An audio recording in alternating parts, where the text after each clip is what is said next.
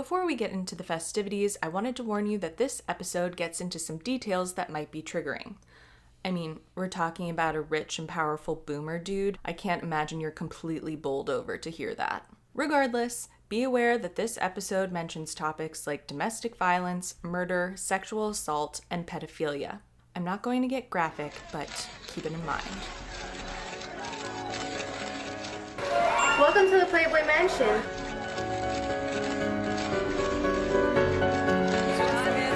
But I mean, it does beg the question, what has gone wrong with young Hollywood? Honest to God, what is the problem?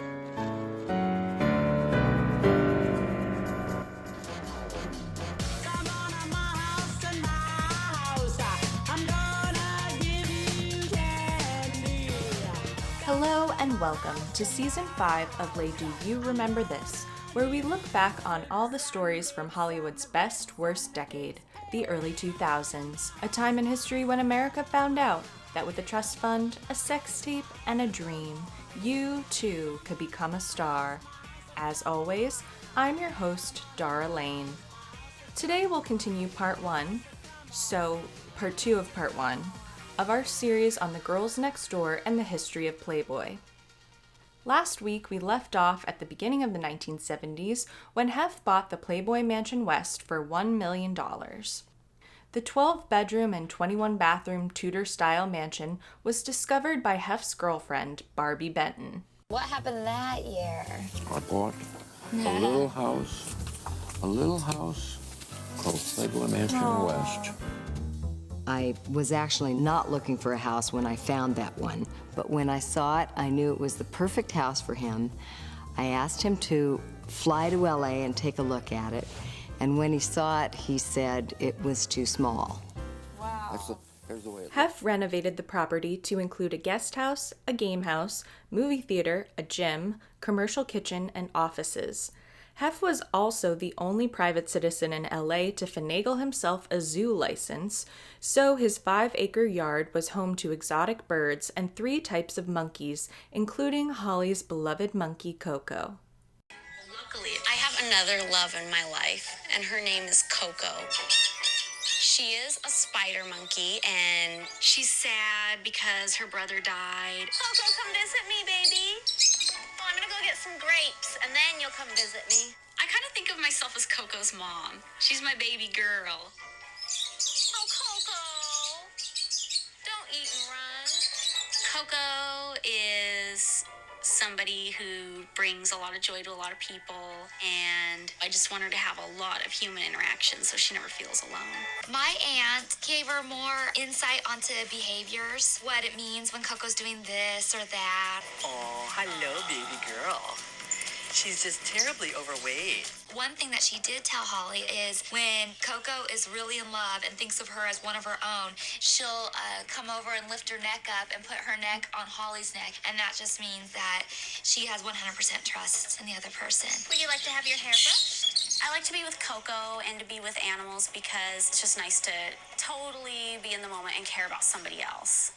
I just know when I'm out there caring for Coco that it makes a difference. And with Hef, it's just like, you know, he has other girlfriends. She's ready for her Look at this close-up. tail. But with Coco, she likes it that I'm interested in her best interest and everything, and guys aren't that way. We're gonna put you in a centerfold. A lot to unpack there. But let's keep the tour moving and let Hef, Holly, and the MTV Cribs crew show you around the rest of the backyard. The fact that we are in the middle of Los Angeles, but that you feel as if you're in another world, is something that had great appeal for me. Everything you see in the backyard, we added. We added the hills, the streams, the pool, the waterfall, and the fun and games. I couldn't imagine doing a typical Hollywood pool here. And that's why I made it a very natural kind of swimming pool that actually looks like a pond. And I guess that's inspired a lot of other properties in Southern California. Sunday's fun in the Sunday. I'll be hanging out by the pool with friends, playing a little backgammon. The girls will be playing volleyball. Other than the bedroom, my favorite part of the property. And this, of course, is the infamous grotto, as they say if the rocks could talk. There's actually a tanning area on top of the cave as well. And it is set up in a way so that the cave and the grotto are actually set in the pool, so that this is the natural swimming pool itself. If you go over the stairs, it's jacuzzi bath. Very popular. I think it has to do with everybody's emphasis on health these days. What happens in the grotto stays in the grotto. We don't take names. The grotto was known as the preferred venue at the Playboy Mansion to stage a good old-fashioned orgy. One of the mansion butlers once said, "Everyone called the jacuzzi the herpes pool. I was so naive I didn't know what herpes was, but it sounded awful. I was afraid that while I was putting out the towels and the bathrobes, I'd fall in and get herpes." Playboy orgies became canon in the 1970s, and from then on, there was a general expectation that a trip to the mansion meant you'd end up stripped down, crowd surfing atop a sea of naked party people like you were starring in American Pie's 8th straight-to-video sequel. Here's a clip of Kendra on The Rosie Show talking about when Hef first asked her to move into the Playboy Mansion. My mom and grandma are very conservative. They're like, do you know what happens up there? Like, they have orgies? Yeah. And I'm like, really? Ugh. I wasn't, of Yeah. course I wasn't You were 18. really happy about that, but I did it. Yeah. Okay. And that's what I like. You just say it. I did it. By the 90s, everything had calmed down a bit, but the 70s and 80s were definitely the closest it ever was to being a never-ending orgy party. Even when there wasn't a full-blown rager going on, there were always people coming and going, looking to indulge in the mansion's many offerings. There was an open-door policy for playmates, and for Hef's gang list, a group of people who were allowed to get past security anytime, day or night. The list included Hef's buddies from his Chicago days, as well as a group of famous guys like Warren Beatty and Jack Nicholson, who lived down the street and would stop by for a snack from the 24-hour kitchen or a rendezvous with a playmate.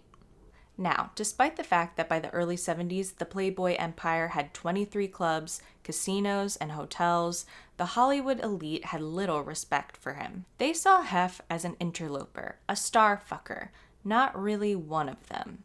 I'm sure it also didn't help that he was a middle-aged man who only wore silk pajamas and drank 25 Pepsis a day.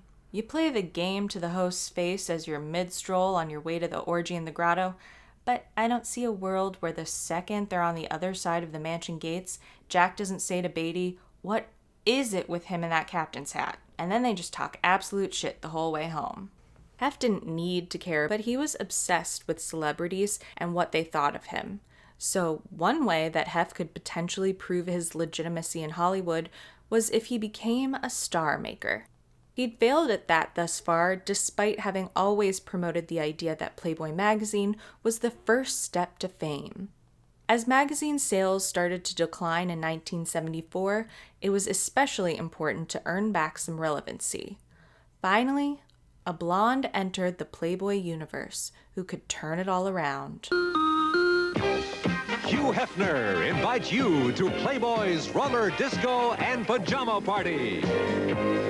Making an appearance on the show was the 19-year-old August Playmate of the Month, Dorothy Stratton.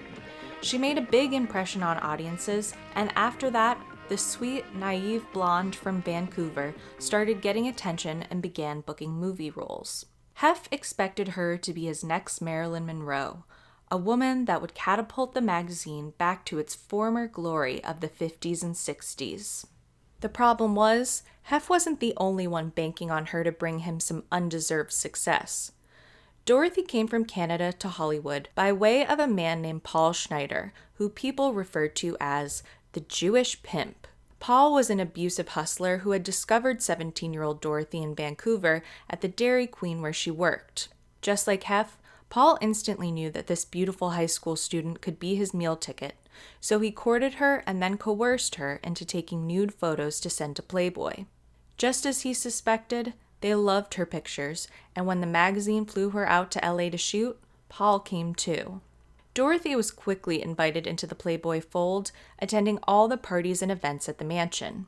But Hef always had a strict no boyfriends allowed policy, and Paul was left off the invite list. Even if that wasn't the rule, everyone at Playboy hated Paul because he was weirdly obsessed with the brand and was clearly very controlling of Dorothy, and Hef was afraid he'd be the one to derail her career. Paul could feel himself getting phased out, so in response, he pushed Dorothy into marrying him, which she agreed to because she felt she owed him that since he was the one that discovered her. Soon after the marriage, Dorothy was named Playmate of the Year and then left Paul in LA to go star in a movie called They All Laughed by Peter Bogdanovich, a respected director whom she'd met at the Roller Disco Dance Party TV special. Peter was a friend of Hef's and someone who was known to hang out at the mansion, despite the fact that his ex-girlfriend, actress Sybil Shepherd, had recently sued Playboy for publishing a nude picture of her that they pulled from a scene in Peter's movie, The Last Picture Show. Dorothy and Peter fell in love on set, so she wrote Paul a letter asking him to let her go. Obviously, he didn't take the letter well. He was jealous and angry, but most of all worried that he wouldn't have anyone to pay his way anymore. When Dorothy got back, he tried to reconcile several times, but once he realized it was really over, he agreed to a divorce and asked her to come to his home to discuss financial arrangements. It was there on August 14, 1980, that Paul brutally murdered 20-year-old Dorothy and then shot himself.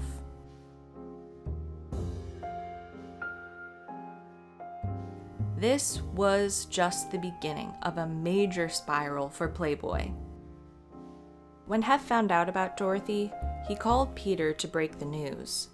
Peter was bereft over her death, and as time went on, he decided that it was Hef and the Playboy brand that were the true root cause of her death.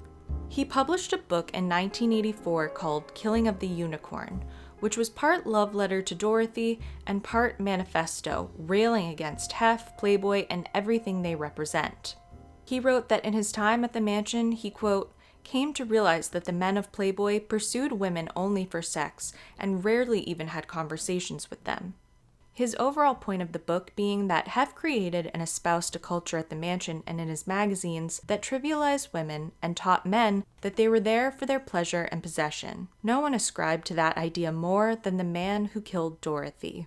Peter also alleged that after she died, a friend of Dorothy's told him that the Playmate had once confided that Hef had assaulted her in a hot tub when she first started coming to the mansion. This sparked a huge feud between them that all played out in the press.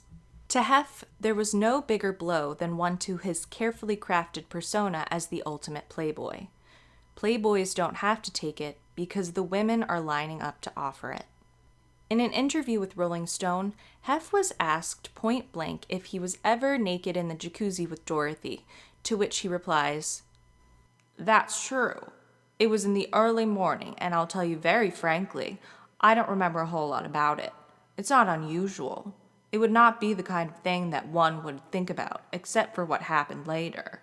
As the feud went back and forth, Hef suffered a minor stroke in 1985 and declared that it was the stress of Peter's book that brought it on.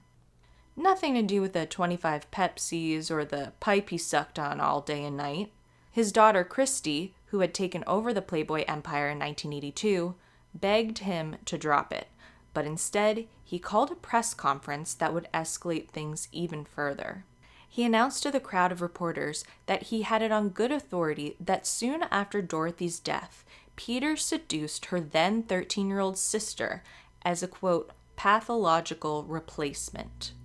Then, if there was any question as to whether Hef was a messy bitch who loved drama, he trotted out on stage the estranged husband of Dorothy's mother, Burl Elridge. Burl told the room full of reporters that Peter paid for plastic surgery to reconstruct the girl's jaw so she would look more like Dorothy. After the press conference, Dorothy's mother and sister were understandably distraught and sued Hef for slander. They retained Gloria Allred as their counsel, who made a statement of her own saying, quote, "Even newspapers don't give the names of rape victims. If he was just trying to get back at Bogdanovich, it wouldn't justify this." Hef never backed down from his allegations, despite the pushback that maybe a teenager and her mother didn't need to be further traumatized after the tragic murder of their loved one. As reported by Hillary Johnson in the article for Rolling Stone, at another press conference, a journalist tried to bring the focus back to the underage girl that was being hurt in Hef's efforts to clear his name. "The truth will finally be known," was his reply. Johnson goes on to write that, quote, "Privately he was more emotionless, measured in his language.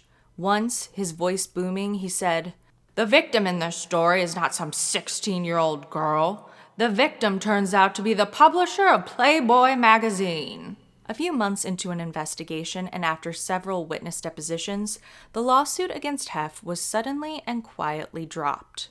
When questioned by the press, the usually verbose Gloria Allred gave an uncharacteristically vague statement saying, "Everything is governed by the attorney-client privilege. I cannot comment on why the decision was made." Hef's thoughts on the matter was that Gloria, quote, "was in for a big shock because she's a staunch feminist.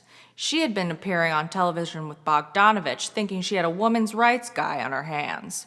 And what she had was something else again." And unfortunately, Hef must have been right about something, because a few years later in 1988, a 49-year-old Peter Bogdanovich married Dorothy's 20-year-old sister. Hef knew that whatever Peter had done to her was wrong, but protecting the girl from that wrongdoing and holding Peter accountable was never his reason for exposing it. He said to Rolling Stone, quote, "I'm not interested in crucifying Bogdanovich. I'm not interested in sending a guy to prison. I have no problem accepting the fact that it came from a combination of his guilt and craziness in combination with being lied to and misled by other people. I don't have any problem with that, but I'll be damned if I'm gonna pretend that the last year and a half didn't exist." After the suit was dropped, they decided to quietly put an end to the feud. Both sides did consider, though, making another public show of their truce on the 5th anniversary of Dorothy's murder. Hef joked, "Maybe we could hold a joint press conference at Dorothy's grave site." The 80s continued to put Playboy through the ringer. There was the HIV crisis, which wasn't ideal PR for a magazine that built its brand on casual sex. And then when conservative Ronald Reagan became president, a war on pornography and a push for America to return to Christian family values caught steam amongst the right. In 1985, a research report commissioned by President Reagan was published by Judith Reisman, which compiled all the humorous or positive references to incest and pedophilia published in Playboy. And listen, I know how commissioned by President Reagan sounds. And Judith had some bad takes on any kind of sex that was more creative than two heteros lying on top of each other like a stack of plywood at Home Depot. But she also had some pretty solid proof of her accusations, including some awful nude photos of a 10-year-old Brooke Shields in a Playboy coffee table book titled Sugar and Spice. Another bit of literature that didn't do Hef any favors was published that year as well. A book by Sunday Times reporter Russell Miller titled Bunny, The Real Story of Playboy. The first line of the introduction reads, "Hugh Hefner will not like this book because it largely reflects how other people see him rather than how he sees himself." On top of all that, magazine sales were cut in half, and their biggest asset, their casino in London, was shut down after their gambling license was revoked. The Playboy Casino in Atlantic City came tumbling after. People had largely decided that Hef and the Playboy brand and philosophy were passé. It had been a while since Hef had tried to change his image, but like Madonna, whose nude pictures he published without her consent, Hef also knew that sometimes a girl has got to pivot and go on a reinvention tour. So in 1989, 63-year-old Hugh Hefner did the unthinkable. He got married to a 26-year-old playmate, which was very thinkable. After getting engaged, he named Kimberly Conrad, soon to be Hefner, the Playmate of the Year and his Playmate of Eternity. After they got married, they had 2 sons, Cooper and Marston, and suddenly Hef was a family man again.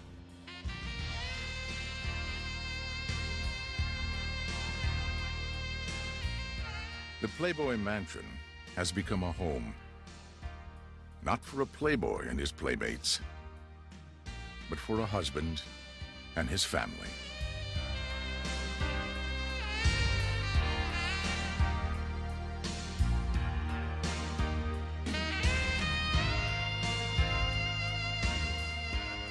What I found in the relationship with Kimberly, in the marriage, in having at long last a more traditional family and children, I think to some extent I've come back home again. I've come full circle back to values very similar to my own parents.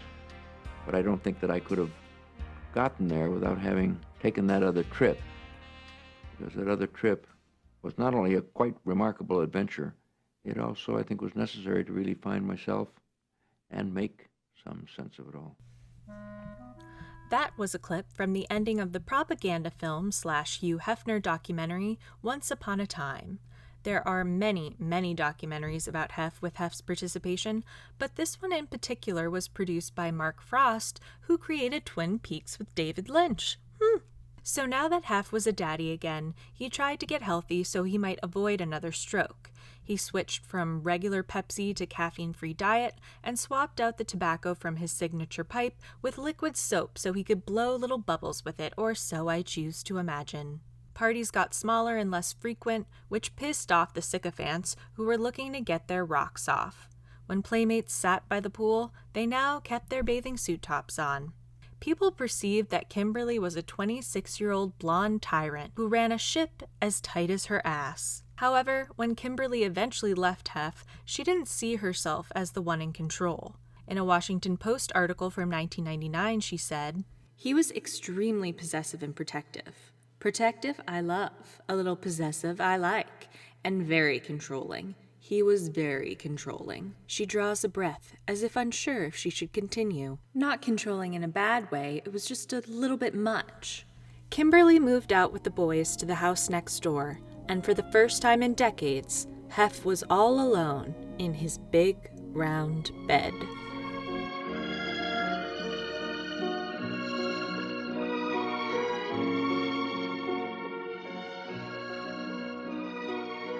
The late 80s and 90s weren't a total wash, though. Not only did Playboy find its star, it found three: Pamela Anderson, Anna Nicole Smith, and Jenny McCarthy, noted anti-vaxxer and judge of The Masked Singer, with the gall to guess with a straight face that maybe former President Obama is the person inside that sequin banana costume.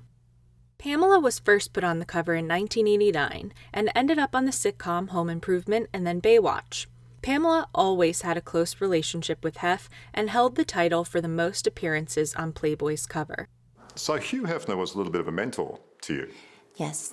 Sort of took you under his wing a bit. So he was really extra protective of me. And spent a lot of time with me to be very careful, but it obviously didn't improve my choices in men. Yes, I mean, you must have experienced the casting couch syndrome. You must have had people saying, look, if you do this, you can get this. Oh, yeah. I've been offered a lot of money, even for a jacuzzi. You kidding? But I said, I would call Hef and go, why do they offer me $10,000 to go to have a jacuzzi with them? And he said, come home right now. And then the girls would tell me, stop calling Hef, you're going to give him a stroke. because I was like a tattletale or something, but I just couldn't believe it. In April 1992, Vicki Smith appeared on the cover of Playboy and then became Playmate of the Month in May. That's when Paul Marciano, the founder of Guess, saw her picture. Well, maybe you don't recognize the name, but I'm sure you recognize that sensuous look that's been seen on pages of hundreds of thousands of magazines as part of the latest Guess ad campaign. Looks something like this. They've referred to her as the girl next door, so how come none of my neighbors ever look like her? Here she is, Anna Nicole Smith. Anna,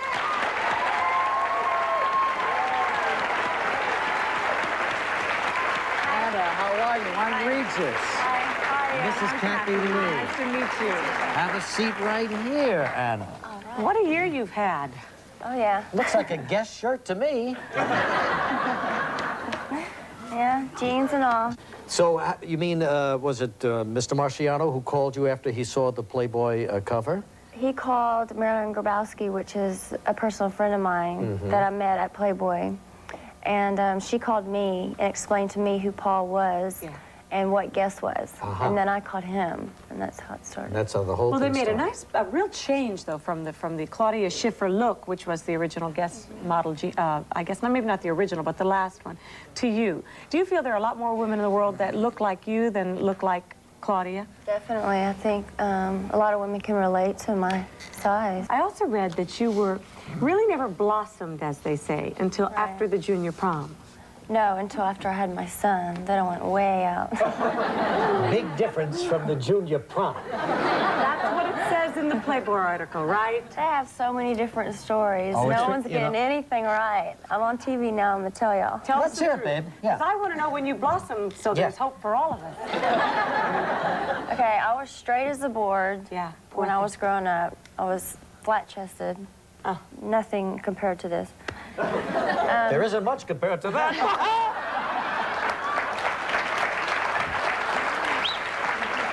I'm sorry. I didn't If I say it, it's okay. If Yeah. you say it, you could get a lawsuit. That's right. Okay, go ahead. Okay. And then when I got married at 17, I had my son. Well, I got pregnant first. And I went shoo and got up to 211 pounds. And I was 125 pounds. Oh, my gosh. So it was like boom, boom. Yeah, but how did you lose it in all the right places and keep the good stuff? I haven't figured that one out. Are you on an exercise regime? Do you work out? Tell us, please, Anna. I don't work out. Just lay around the house all day, Anna? Eating bonbons. Eat bonbons, you know. No, I don't There's going to be have some justice in this story one of these days. As you can see in that Regis and Kathy Lee clip from 1992, from the beginning, weight was apparently a big topic surrounding Vicky, who now went by Anna Nicole. In fact, she almost didn't get chosen to be in Playboy because of her size. In 2007, after her death, Playboy featured some of her old pictures as well as a short oral history about her time at the magazine. They open with this anecdote from Arnie Freytag, a senior photographer who's featured on The Girls Next Door in several episodes. I rejected her Playboy test. She had a great face, but she was overweight. I said she should lose a few pounds and maybe we'd test her again. But Marilyn Grabowski, the Playboy West photo editor, convinced him to choose her. Now, what is supposed to be a touching memorial article goes on and on about how overweight she was and how difficult it made their job of getting a sexy picture out of her. She turned out to be an instant hit with readers when her photos came out, and the Playboy article eulogized that she brought sexy back to the full-figured woman. She was 5'11" and 160 pounds. On her fact sheet featured alongside her centerfold, they lied and said she was 140. I guess they thought that was a cute anecdote. There's hardly a mention of her personality or her charm, just a lot of patting each other on the back for making the bold move to feature a gorgeous thin blonde who was just a little less thin than every other woman they featured. There's no business like show business, like no business I know.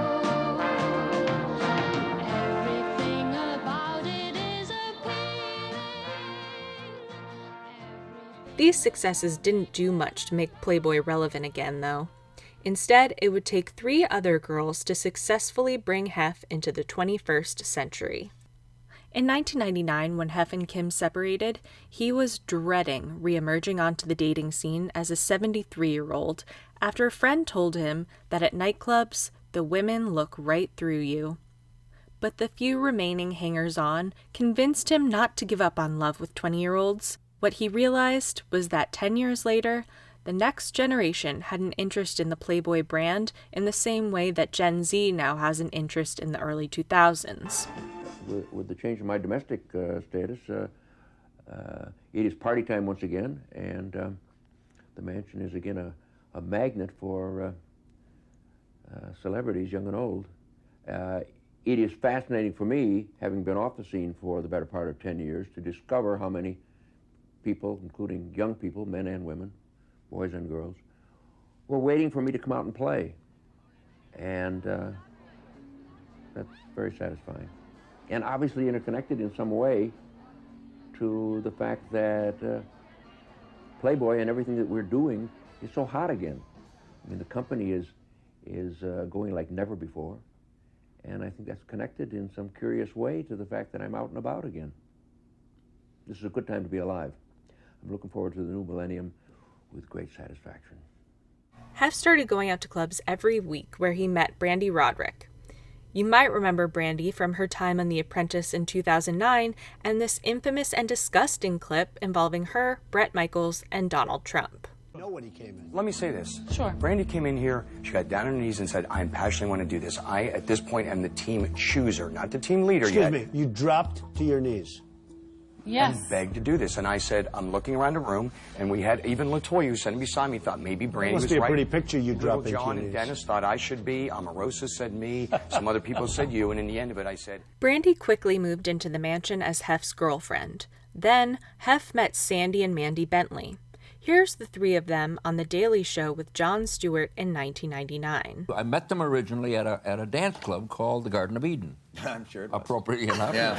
And we disco, we disco danced. So we're able to. I Those can't headaches even, are coming back. But I cannot tell them apart. I mean, I cannot. I would. May I suggest this? Monogrammed hats. I can't tell the difference even if we were. No. That's what I'm saying. Although my guess, and this is honestly only a guess, who gives a shit? You know what I'm saying? Really? You got it. At this point, I'm not saying. I'm just saying. Maybe he never remembered their names, but the first night they met, Sandy and Mandy didn't even offer them to him or their phone numbers. Hef spent a month tracking them down to ask them to move into the mansion. After some coaxing, Mandy moved to the mansion and Sandy followed her after her semester at college was over. Hef found that 3 girlfriends was fun, but with his new Viagra prescription, he had so much energy to spare that he set his sights on adding to what he often referred to as his Girl Scout troop. Soon Hef had 7 platinum blonde girlfriends living at the mansion.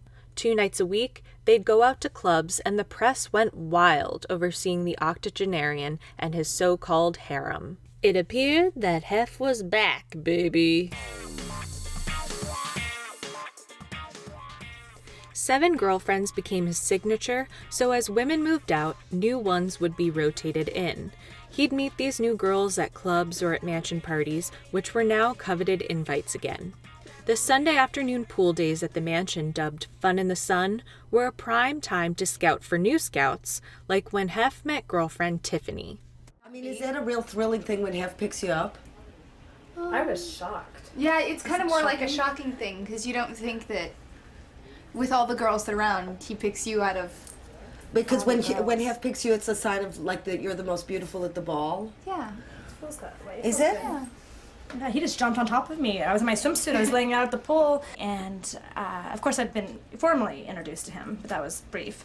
And then all of a sudden, I looked up, and my son was being blocked, and there was Hef, and he was crawling on top of me. And he just jumped on top of me, and I felt he went, go straight. It's like, my Did God. what? So he kissing me, just stuck it in my mouth, and it was just so cute and just so shocking, and he just said that he lost a game, and I felt, I had to comfort him.